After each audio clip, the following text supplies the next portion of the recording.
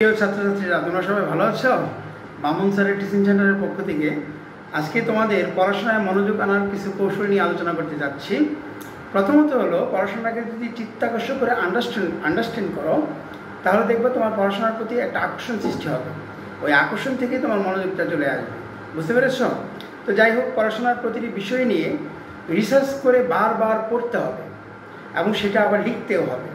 এটা কিন্তু পড়াশোনার মনোযোগ আনার আরেকটা বিশেষ কৌশল। আরেকটা কৌশল হলো, নির্দিষ্ট রুটিন মাফিক রেগুলার স্টাডি করতে হবে। এখন দেখা যাচ্ছে, তোমরা যদি রেগুলার স্টাডি না করো, তাহলে প্রত্যেকটা পড়া যতই বেশি পড়ো না কেন, সেটা কিন্তু পরবর্তীতে সেটা তোমার মাথায় নাও থাকতে পারে। এই জন্য তোমাদের যেটা করতে হবে, আমি মামুন স্যারের টিচিং সেন্টারের পক্ষ থেকে তোমাদের সবাইকে, আমি মামুন স্যার যে জিনিসটা বারবার বলতে যাচ্ছি, সেটা হলো যে নির্দিষ্ট রুটিন মাফিক রেগুলার স্টাডি করো।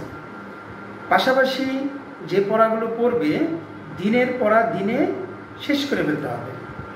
আসলে এখানে অবহেলা করা বা মনোযোগ না দিয়ে অন্যদিকে খেয়াল করা, এটা একদমই উচিত হবে না। তোমাদের যেটা করতে হবে, মনোযোগ দিয়ে পড়াশোনা করতে হবে, আর বারবার যে পড়াটা শিখবে সেই পড়াটা বারবার রিভাইজ করতে হবে, এবং পাশাপাশি সেটা আবার লিখতেই হবে।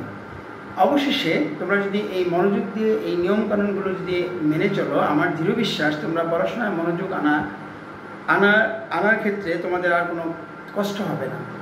তো প্রিয় ছাত্রছাত্রীরা, তোমরা সবাই ভালো থেকো। আজকের মতো পড়াশোনায় মনোযোগ আনার কৌশল নিয়ে আলোচনা এখানেই সমাপ্ত।